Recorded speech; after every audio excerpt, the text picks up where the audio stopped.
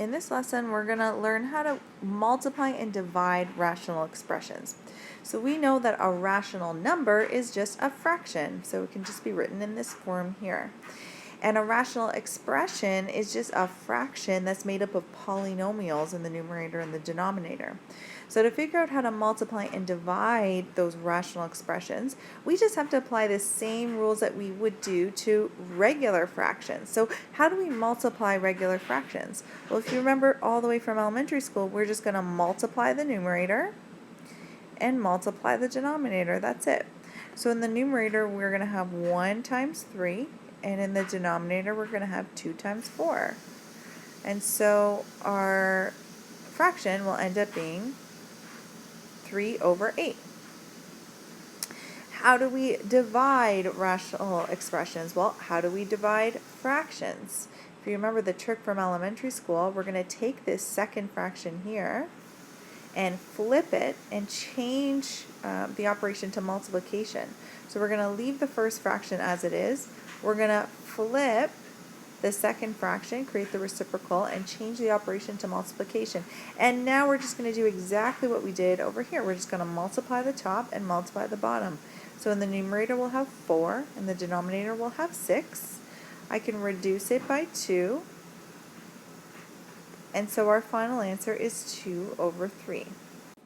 So now we're ready to apply this knowledge of fractions to rational expressions. So here we have 2 rational expressions. We've got one here and one here, and we see that they're multiplying together. So we're going to do exactly what we did when we weren't dealing with expressions and we were just dealing with numbers. We're just going to multiply the numerator and multiply the denominator. So in the numerator, we're going to multiply these two together.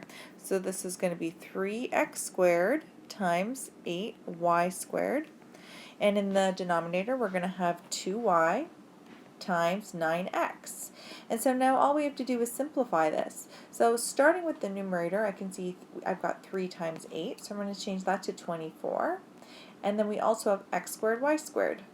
And in the denominator, we've got 2 times 9, that's going to be 18. And then x, y. Now, is there any other way we can simplify this? Well, look at this number 24 and 18. Are there any factors of 24 and 18? 6. 6 is a factor. There's smaller factors like 2, but 6 is the greatest common factor. So I'm going to divide both by 6, and let's start our new fraction. So far we've got 4/3. And how about our x terms and our y terms? Here, take a look here. I've got 2 x's over 1x, divided by 1x. And using our exponent laws, we're just going to be left with 1x on the top. And take a look at y. We got y squared all over y. Again, using our exponent laws, we're going to be left with 1y at the top. So whenever we are finishing off our final solution, we always have to state restrictions on our variables. So restrictions, remember, come from the denominators of the fraction. So we're going to start up here and we're going to work our way down and make sure we get all of those restrictions. So here, what is the restriction here? What can't y be? Well, if we set this whole factor equal to 0, it would tell us that y cannot be equal to 0. So that's one restriction. How about over here? If we set this guy equal to 0, that would mean that x cannot equal 0 either.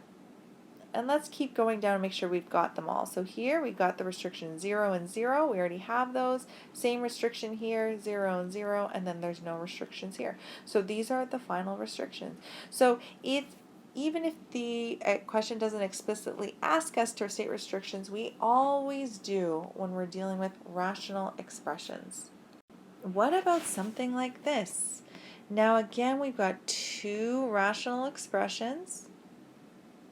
And now we're dividing. So how do we divide 2 rational expressions? Well, we're going to do whatever we did with regular fractions. We're going to flip this guy, create the reciprocal, and change the operation to multiplication. So I'm going to rewrite this first guy. So x power 4 y plus 1 all over 4 x plus 5 all squared. And then change our fraction to 6 times x plus 1, x plus 5, all over x squared y.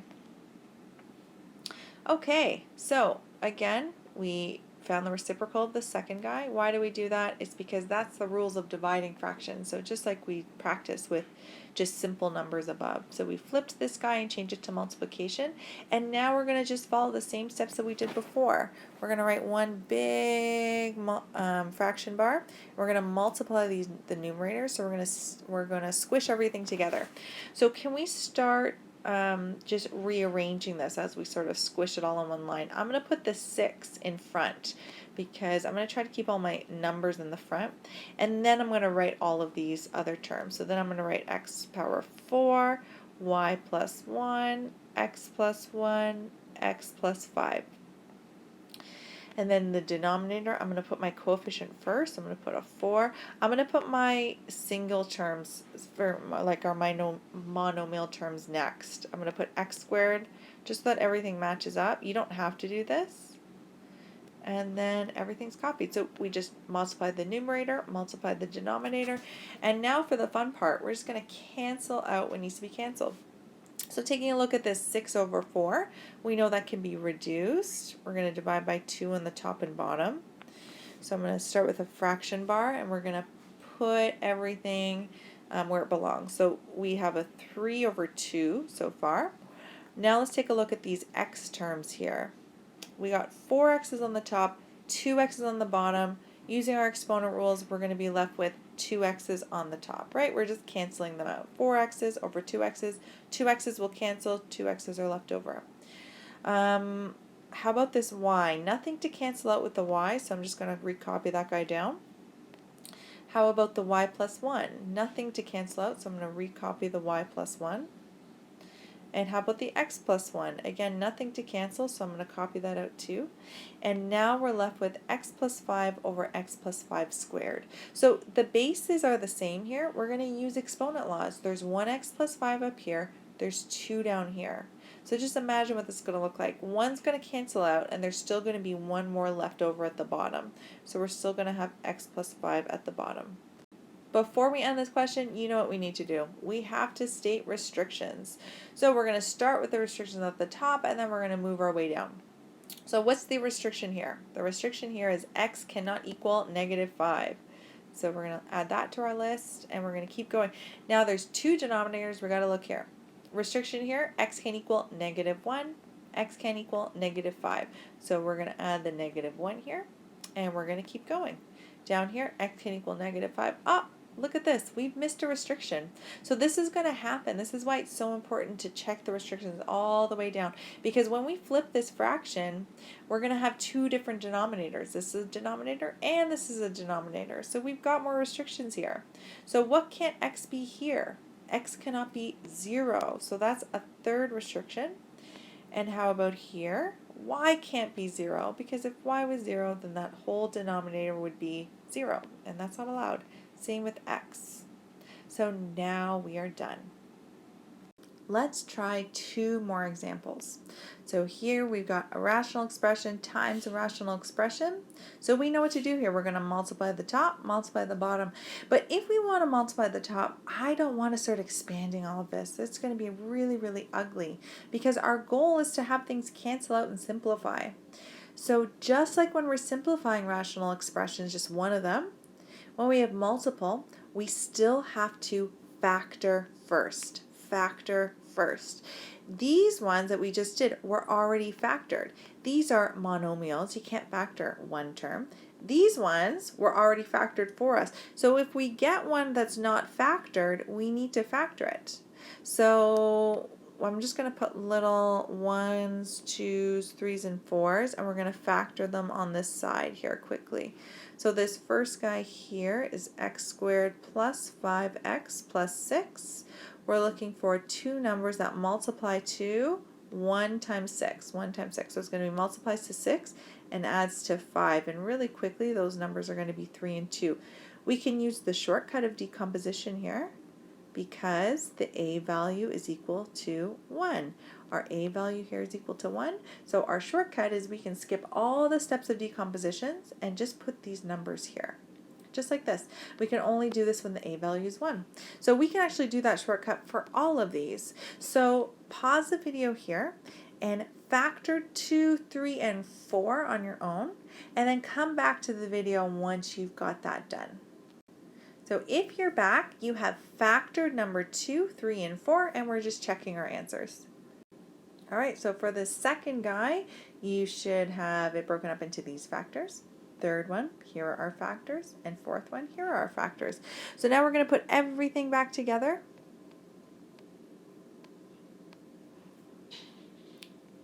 So we've got 2 new fractions now. So we've got x plus 3 over x, or x plus 3, x plus 2, all over x minus 5, x minus 1. And then we've got x minus 5, x plus 6, all over x plus 6, x plus 3. So now we're going to multiply actually. So we're going to multiply these two fractions. We're not going to expand. Don't start expanding because then we're going to go back to where we were here. The whole point of factoring is that some of these things are going to cancel out. So you don't have to write it as one big fraction. If you can just visualize that like this is going to be the numerator, this is going to be the denominator, and you don't want to write it all in one, that's fine. But just for this first time, I'm going to write it as one big fraction. So I'm going to multiply these two numerators, not expanding, because I don't want to undo all the good work that we just did. I'm just going to copy these down. And then I'm going to multiply the denominator. So I'm just literally listing all of those factors here. And now it's the fun part. The fun part is canceling out. What's going to cancel out here? We got a plus 3, x plus 3. We got an x minus 5, x minus 5. We got an x plus 6, x plus 6. And all we are left with is just x plus 2 over x minus 1. Wasn't that satisfying? All of that craziness just simplifies to this.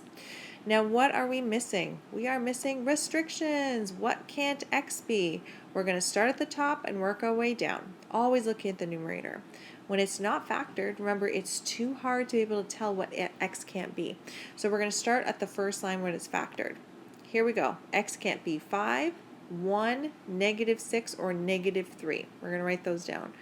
5, 1, negative 6, negative 3.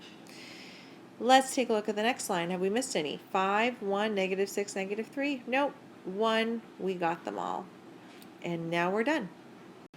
All right, let's try one last example. This time it's with division. We know what to do with division. We are going to flip and multiply. Now, before we flip and multiply, I recommend that we factor first. The reason why is because we're going to have restrictions here. And so once we flip them, those restrictions are going to be gone, and because this isn't factored, it's hard to tell what the restrictions are. So before we flip and multiply, I'm going to factor. And how can we factor this guy? That's just a common factor. This is a common factor. This looks like it's going to be a common factor too. So I'm not going to write them on the side. I think we can just factor them in the fractions as they are. So I'm going to take out the 2, and we're left with x plus 3. X cubed is just a monomial, so we can't factor that. Again, I'm not going to flip it just yet because I'm going to lose out on one of those restrictions. So I'm just going to factor first. I'm going to take out a 5. In the bottom, I'm going to take out an x. And now I'm going to flip and multiply. So I'm going to leave this first guy alone. So we've got 2x plus 3x cubed. And we're flipping and multiplying. We've got x minus 3 on the top. 5x plus 3 on the bottom. If we want to make it in one big fraction, we can do that. I'm going to put the 2 and the x first. You don't have to make it into one big fraction.